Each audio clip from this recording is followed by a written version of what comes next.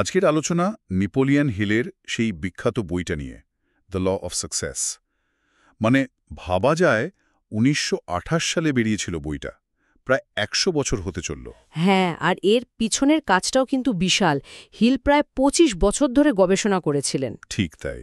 Edison, Ford, কার্নেগির মতো সেই সময়ের সব দিকপালদের জীবন আর কাজের পদ্ধতি বিশ্লেষণ করে এই সূত্রগুলো তৈরি করেছিলেন তিনি। আমরাও বিভিন্ন সোর্স ঘেটে এর মূল বিষয়টা তুলে ধরার চেষ্টা করব। আমাদের লক্ষ্যটা হলো বইয়ের যে ১৬টা সূত্রের কথা বলা আছে সেগুলোকে একটু ভালোভাবে বোঝা। এগুলো তো শুধু টিপস নয়, হিল এগুলোকে সাফল্যের একটা বিজ্ঞান হিসেবেই দেখেছেন। একদম বিজ্ঞান।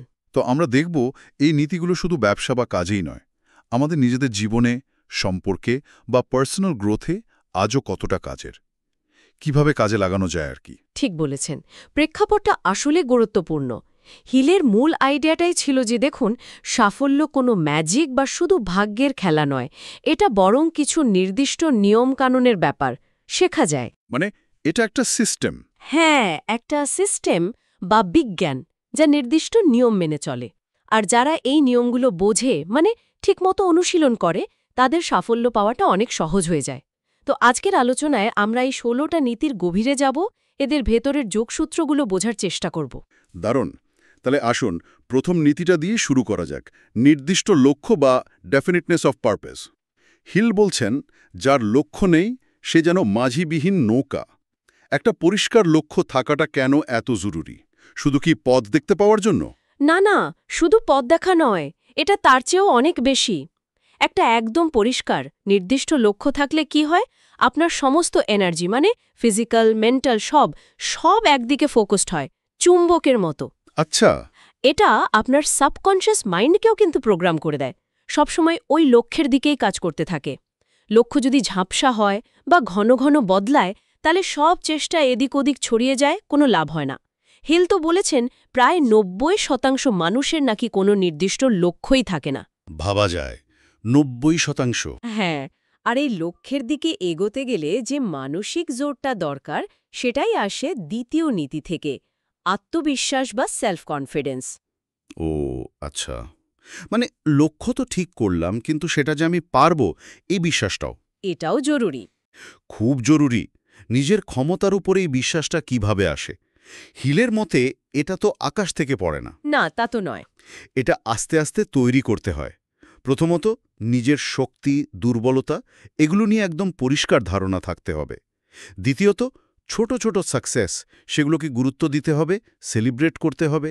তৃতীয়ত অটো সাজেশন, মানে নিজেকে বারবার পজিটিভলি বলা যে হ্যাঁ আমি পারবো। যখন আপনার একটা ক্লিয়ার গোল আছে আর আপনি বিশ্বাস করেন যে আপনি পারবেন, তখন দেখবেন স্টেপ নিতে আর ভয় লাগছে না। এই দুটো আসলে একে অপরের সাথে জুড়ে আছে। বুঝলাম। লক্ষ্য আর আত্মবিশ্বাস দুটো একসাথে দরকার। আচ্ছা, এরপর হিল একটা খুব প্র্যাকটিক্যাল বিষয়ে জোর দিচ্ছেন, সেভিং হ্যাবিট বা সঞ্চয়ের অভ্যাস। এটাকে উনি সাফল্যের একটা ভিত বলেছেন। এটা কি শুধু ওই বিপদের দিনের জন্য টাকা জমানো, নাকি এর অন্য কোনো মানেও আছে? এর সাইকোলজিক্যাল আর স্ট্র্যাটেজিক দিকটাই কিন্তু বেশি ইম্পর্ট্যান্ট।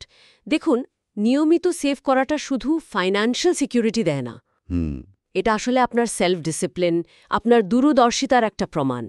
যখন আপনি এখনকার ছোট ছোট ইচ্ছেগুলোকে ভবিষ্যতের বড় লক্ষ্যের জন্য স্যাক্রিফাইস করতে শেখেন, তখন আপনার মধ্যে একটা অন্যরকম মানসিক শক্তি তৈরি হয়। আচ্ছা। তাছাড়া জমানো টাকাটা আপনাকে সুযোগ এলে সেটা ধরার স্বাধীনতা দেয়। ধরুন, নতুন কোনো ব্যবসায় ইনভেস্ট করা বা নিজের স্কিল বাড়ানোর জন্য কোর্স করা। টাকা না থাকলে এই সুযোগগুলো নেওয়া যায় প্রায় অসম্ভব। ঠিক, সুযোগগুলো হাতছাড়া হয়ে যায়। হ্যাঁ, এটা আসলে ভবিষ্যতের জন্য তৈরি থাকার অভ্যাস। এই প্রস্তুতির সাথেই কি পরের দুটো নীতি জড়িত? হিল যেমন বলেছেন, উদ্যোগ ও নেতৃত্ব, ইনিশিয়েটিভ অ্যান্ড লিডারশিপ, আর কল্পনা শক্তি, ইমাজিনেশনের কথা। মানে ভিত্ত তৈরি হলো, কিন্তু সেখান থেকে লাফ দিতে এই দুটো কিভাবে কাজ করে? একদম ঠিক ধরেছেন। সঞ্চয় আপনাকে একটা মঞ্চ দেয়, কিন্তু সেখান থেকে ঝাঁপ দেওয়ার জন্য দরকার উদ্যোগ বা ইনিশিয়েটিভ। বসে না থেকে নিজে থেকে কাজ শুরু করা, ঝুঁকি নেওয়া, লিড করা। হিল দেখেছেন, সাকসেসফুল লোকেরা অন্যের নির্দেশের জন্য বসে থাকে না, তারা নিজেরাই পথ খুঁজে নেয় বা বানিয়ে নেয়। কিন্তু কোন পথে এগোবে, নতুন কি করবে, সেই আইডিয়াটা আসবে কোথা থেকে? এখানেই দরকার কল্পনা শক্তি বা ইম্যাজিনেশন। হিল তো এটাকে 2 ভাগে ভাগ করেছিলেন, তাই না? হ্যাঁ, সিনথেটিক মানে অন্যদের আইডিয়াকে নতুন করে সাজানো, আর ক্রিয়েটিভ মানে একেবারে নতুন কিছু ভাবা। এই কল্পনা শক্তি নতুন আইডিয়া দেয়, প্রবলেমের নতুন সলিউশন দেখায়, ভবিষ্যতের ছবিটা আঁকে, আর উদ্যোগ সেই ছবিটাকে বাস্তবে নিয়ে আসে। এই উদ্যোগ আর কল্পনার সাথে যদি আরও একটা জিনিস যোগ হয় তাহলে তো গতি আরও বেড়ে যায়, তাই না? আমি ষষ্ঠ নীতিটার কথা ভাবছি, উদ্যম বা এনথুজিয়াজম। নিজের কাজের প্রতি একটা টান, একটা প্যাশন। এটা কি শুধু নিজের অনুভূতির ব্যাপার, নাকি বাইরের লোকজনের ওপরের প্রভাব পড়ে? বাইরের প্রভাব তো সাংঘাতিক। উদ্যম জিনিসটা ভীষণ সংক্রামক। যখন আপনি নিজে আপনার কাজ নিয়ে এক্সাইটেড, আপনার চোখে মুখে সেটা ফুটে বেরোচ্ছে, তখন সেটা আপনার কলিগ, ক্লায়েন্ট, আপনার পুরো টিমকে মোটিভেট করে। আচ্ছা। উদ্যম আপনার কথায় জোর এনে দেয়, আপনার পার্সোনালিটিকে অ্যাট্রাক্টিভ করে তোলে। হিল তো বলেইছেন, ওইরকম নীরস, শুকনো মুখ নিয়ে বড় সাকসেস পাওয়া খুব কঠিন। মানুষ তাকেই ফলো করতে চায় যার মধ্যে জীবনের একটা স্পার্ক আছে। কিন্তু এখানে একটা ব্যালেন্সও দরকার। ঠিক, এখানেই কি সপ্তম নীতিটা কাজে লাগে? মানে অতিরিক্ত উদ্যম বা আবেগ যেন ভুল পথে না নিয়ে যায়, তার জন্য দরকার আত্মনিয়ন্ত্রণ বা সেলফ কন্ট্রোল। একদম ঠিক পয়েন্ট। উদ্যম ভালো, কিন্তু সেটা যদি কন্ট্রোলের বাইরে চলে যায় তাহলে মুশকিল, হিতে বিপরীত হতে পারে। যেমন আবেগের বশে ভুল ডিসিশন নিয়ে ফেলা, বা রেগে গিয়ে কারুর সাথে সম্পর্ক খারাপ করে ফেলা, কিংবা অধৈর্য হয়ে মাঝপথে হাল ছেড়ে দেওয়া, এগুলো সবই কিন্তু সেলফ কন্ট্রোলের অভাব। হিল খুব জোর দিয়ে বলেছেন, সাফল্যের জন্য নিজের আবেগ, কথা, এমনকি খাওয়া দাওয়া এগুলোকেও কন্ট্রোল করতে জানা চাই। ঠান্ডা মাথায় সিচুয়েশন বুঝে ঠিক সময়ে ঠিক কাজটা করার ক্ষমতাই হলো আত্মনিয়ন্ত্রণ। উদ্যম আর আত্মনিয়ন্ত্রণের একটা সঠিক মিক্সচার দরকার। এর পরের নীতিটা আমার খুব ইন্টারেস্টিং লাগে, আবার একটু চ্যালেঞ্জিংও মনে হয়। প্রাপ্যের চেয়ে বেশি কাজ করার অভ্যাস, মানে the habit of doing more than paid for. যা আপনার পাওয়ার কথা বা যা আপনার কাছে আশা করা হচ্ছে তার থেকে একটু বেশি দেওয়ার চেষ্টা করা। এটা আজকের দিনে কতটা ঘাটে, যেখানে সবাই খুব ক্যালকুলেটিভ? হিলের যুক্তিটা কিন্তু বেশ স্ট্র্যাটেজিক। যখন আপনি নিজে থেকে এক্সপেকটেশনের চেয়ে বেশি কাজ করেন, তখন আসলে আপনি কয়েকটা জিনিস করছেন।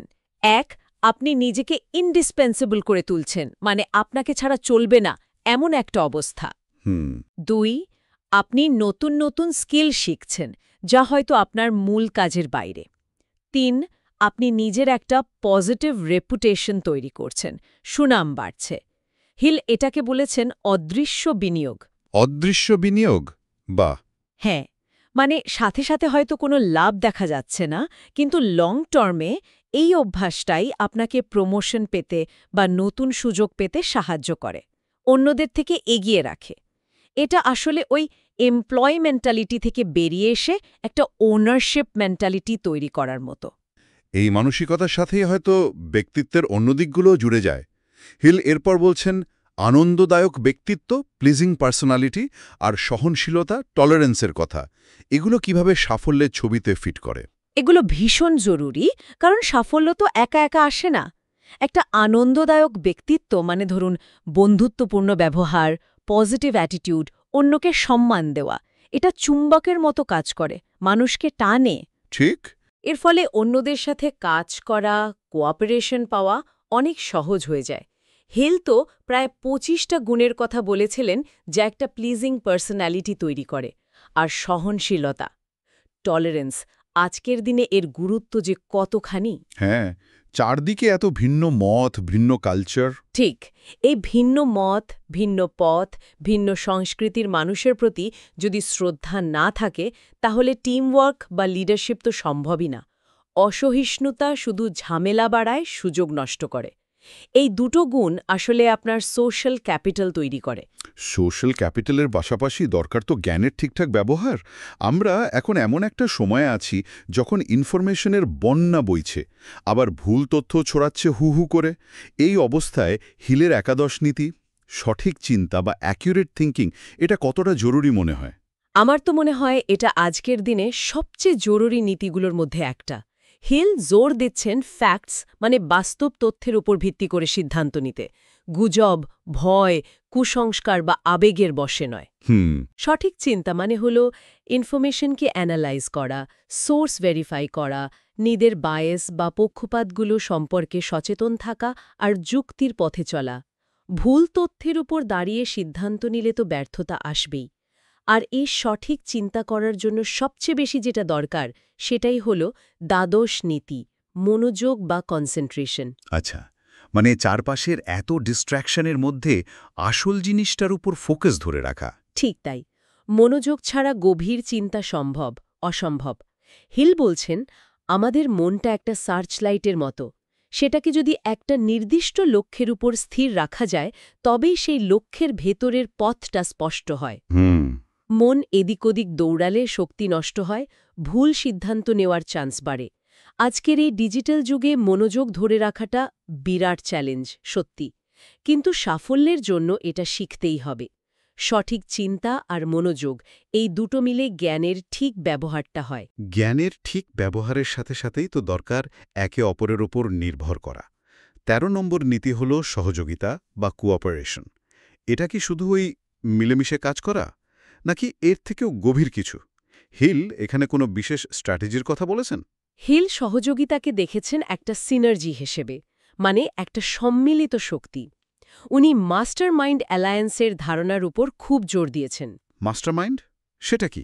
এর মানে হল ধরুন ২ বা তার বেশি লোক যখন একটা নির্দিষ্ট লক্ষ্যের জন্য একদম হারমোনির সাথে একসাথে কাজ করে, তখন তাদের মিলিত জ্ঞান, অভিজ্ঞতা আর শক্তি, প্রত্যেকের আলাদা আলাদা যা ক্ষমতা তার যোগফলের চেয়ে অনেক অনেক শক্তিশালী হয়ে ওঠে। ও আচ্ছা। এটা শুধু টিমওয়ার্ক নয়, এটা হলো একটা কমন গোলের প্রতি গভীর কমিটমেন্ট আর মিউচুয়াল ট্রাস্টের ভিত্তিতে তৈরি হওয়া একটা জোট। হিলের মতে বড় কোনো সাফল্য এই মাস্টারমাইন্ড অ্যালায়েন্স ছাড়া প্রায় অসম্ভব। এর জন্য দরকার ওই আনন্দদায়ক ব্যক্তিত্ব, সহনশীলতা, কিন্তু সাথে একটা পরিষ্কার স্ট্রাকচার আর কমন উদ্দেশ্যও লাগে। কিন্তু সাফল্যের রাস্তায় তো বাধা আসবেই, ফেলিওরও আসবে। এখানেই আসে ১৪ নম্বর নীতি, ব্যর্থতা থেকে শিক্ষা বা learning from adversity and defeat. Hill বলছেন প্রত্যেকটা ব্যর্থতার মধ্যেই নাকি সমান বা তার চেয়েও বড় সাফল্যের বীজ লুকানো থাকে। এই ব্যাপারটা মেনে নেওয়া তো বেশ কঠিন। কঠিন তো বটেই, কিন্তু অপরিহার্য। বেশিরভাগ লোকই তো ব্যর্থ হলে হাল ছেড়ে দেয়, ভাবে সব শেষ। কিন্তু হিল শেখাচ্ছেন ব্যর্থতাকে একটা দামি ফিডব্যাক হিসেবে দেখতে, একটা শিক্ষা হিসেবে। টমাস এডিসনের উদাহরণটা যেমন? ঠিক, অ্যাডিসনের কথাই ভাবুন। লাইট বাল্ব বানানোর আগে হাজার হাজার বার ফেল করেছিলেন। উনি বলতেন, আমি ফেল করিনি, আমি শুধু ১০,০০০টা উপায় খুঁজে পেয়েছি যেগুলো কাজ করে না। এই অ্যাটিটিউডটাই দরকার। প্রত্যেকটা ধাক্কা আমাদের শেখায় কোথায় ভুল ছিল, কোন রাস্তাটা ঠিক নয়। ব্যর্থতাকে অ্যানালাইজ করে সেখান থেকে শিখে আবার ঘুরে দাঁড়ানোর যে ক্ষমতা, সেটাই হলো রেজিলিয়েন্স, মানসিক দৃঢ়তা। সফল মানুষদের এটা একটা বড় গুণ। আর এই সব কিছুর ফাউন্ডেশনে কি কাজ করে ১৫ নম্বর নীতিটা, যেটা আমরা প্রায় সবাই শুনেছি, গোল্ডেন রুল, মানে অন্যদের সাথে তেমন ব্যবহার করো যেমন ব্যবহার তুমি নিজে পেতে চাও। এটা কিভাবে সাফল্যের সাথে যুক্ত? এটা হলো সব হেলদি রিলেশনশিপস আর লং টার্ম সাকসেসের মরাল ফাউন্ডেশন, মানে নৈতিক ভিত্তি। যখন আপনি এই নিয়মটা মেনে চলেন, তখন আপনি অন্যের বিশ্বাস জেতেন, শ্রদ্ধা অর্জন করেন। ঠিক। ব্যবসা হোক, চাকরি হোক বা পার্সোনাল লাইফ, বিশ্বাস আর শ্রদ্ধাই তো আসল, তাই না? দীর্ঘস্থায়ী সম্পর্কের চাবিকাঠি এটাই। এই নিয়ম না মেনে হয়তো শর্ট টার্মে কিছু লাভ হতে পারে, কিন্তু টিকে থাকার সাফল্য আসে না। এটা আসলে মিউচুয়ালিটির একটা ইউনিভার্সাল ল। অবশেষে আমরা এলাম ১৬ নম্বর, মানে শেষ নীতিতে, সার্বজনীন নীতি বা কসমিক হ্যাবিট ফোর্স, অভ্যাসের অমোঘ শক্তি। এটা ঠিক কি, আর এটা কিভাবে বাকি ১৫টা নীতিকে এক সুতোয় বাঁধে? এটাই সম্ভবত হিলসের সবচেয়ে মৌলিক আর পাওয়ারফুল আইডিয়াগুলোর একটা। উনি বলছেন অভ্যাস হল প্রকৃতির একটা অমছনান শক্তি, যা আমাদের জীবনে কনস্ট্যান্টলি কাজ করে চলেছে, অনেকটা গ্র্যাভিটির মতো। অভ্যাসের শক্তি? হ্যাঁ, আমরা জেনে বা না জেনে যে ধরনের চিন্তা, কাজ বা ব্যবহারের অভ্যাস তৈরি করি সেগুলোই ধীরে ধীরে আমাদের ডেস্টিনি বা ভাগ্য ঠিক করে দেয়। ভালো অভ্যাসগুলো সাফল্যের দিকে ঠেলে দেয়, খারাপগুলো টেনে নামায়। মানে অভ্যাসের চক্র বৃদ্ধির সুদের মতো। একদম ঠিক তাই।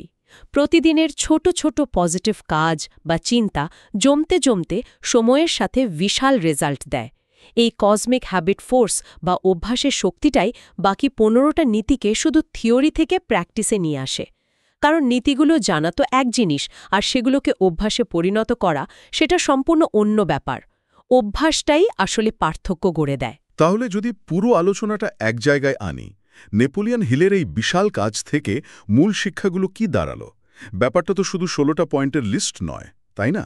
এটা একটা পুরো জীবন দর্শন মনে হচ্ছে। হ্যাঁ, তাই। এর মধ্যে যেমন ভিত তৈরি জিনিস আছে, মানে নির্দিষ্ট লক্ষ্য, আত্মবিশ্বাস, তেমনি আছে কাজ করার এনার্জি, উদ্যোগ, কল্পনা, উদ্যম, সঞ্চয়। আবার নিজেকে ম্যানেজ করার দিকও আছে, আত্মনিয়ন্ত্রণ, মনোযোগ, সম্পর্ক তৈরির ব্যাপার আছে, ভালো ব্যক্তিত্ব, সহনশীলতা, সহযোগিতা, গোল্ডেন রুল। মানসিক টুলসও আছে, সঠিক চিন্তা, ব্যর্থতা থেকে শেখা। আর এই সবকিছুকে চালিয়ে নিয়ে যাওয়ার ইঞ্জিনও আছে, ওই বেশি কাজ করার অভ্যাস আর অভ্যাসের শক্তি। একদম পারফেক্ট সামারি। হিলের মেসেজটা খুব ক্লিয়ার। সাফল্য হঠাৎ করে পাওয়া কিছু নয়, এটা একটা প্রসেস, একটা বিজ্ঞান, যার জন্য দরকার ঠিকঠাক মাইন্ডসেট, প্ল্যানিং, ডিসিপ্লিন আর পাওয়ারফুল পজিটিভ হ্যাবিটস। এই নীতিগুলো কোনো ম্যাজিক ওয়ান্ড নয় ঠিকই, কিন্তু এগুলো প্রুভেন স্ট্র্যাটেজি। যে কেউ যদি এগুলো প্র্যাকটিস করে, তার জীবনের কোয়ালিটি আর সাকসেসের সম্ভাবনা অনেক বেড়ে যাবে। হিলের বিশ্বাস ছিল এগুলো ফলো করলে সাফল্য আসবেই, প্রায় অনিবার্য। প্রায় 100 বছর পরেও নেপোলিয়ন হিলের এই 16টা সূত্র আজও একই রকম প্রাসঙ্গিক লাগছে। এগুলো বারবার মনে করিয়ে দেয়, বাইরের অবস্থা যাই হোক না কেন, আমাদের ভেতরের চিন্তা, আমাদের কাজ, আমাদের রোজকার অভ্যাস, এগুলোর ওপর আমাদের কন্ট্রোল আছে। আর এই কন্ট্রোলের মধ্যেই কিন্তু জীবনে বড় পরিবর্তন আনার আসল চাবিকাঠি লুকিয়ে আছে। আর এখানেই হয়তো আজকের শ্রোতাদের জন্য একটা প্রশ্ন রেখে যাওয়া যায় ভাবার জন্য। হিলের এই শেষ নীতিটা, কসমিক হ্যাবিট ফোর্স, অভ্যাসের এই অমোঘ ইউনিভার্সাল শক্তি, এটা নিয়ে একটু ভাবা যাক না। আমরা কি কখনো খেয়াল করে দেখেছি আমাদের প্রতিদিনের খুব সাধারণ ছোট্ট ছোট্ট অভ্যাসগুলো, সকালে ঘুম থেকে উঠে কি করি, কাজের ফাঁকে কি ভাবি, অবসর সময়ে কিসে সময় দিই, রাতে শোয়ার আগে কি চিন্তা করি, এগুলো কিভাবে একদম অলক্ষ্যে প্রতিদিন একটু একটু করে আমাদের জীবনটাকে, আমাদের ভবিষ্যৎটাকে গড়ে তুলছে? খুব গুরুত্বপূর্ণ প্রশ্ন। কোন অভ্যাসগুলো আমাদের স্বপ্নের দিকে এগোতে সাহায্য করছে, আর কোনগুলো হয়তো অজান্তে আমাদের পথ আটকে দিচ্ছে? নিজের অভ্যাসগুলোর দিকে একবার যদি নিরপেক্ষভাবে তাকানো যায়, সেগুলোকে একটু অ্যানালাইজ করা যায়, হয়তো এটাই নেপোলিয়ন হিলের দেখানো সাফল্যের পথে হাঁটার প্রথম এবং সবচেয়ে জরুরি পদক্ষেপ হতে পারে।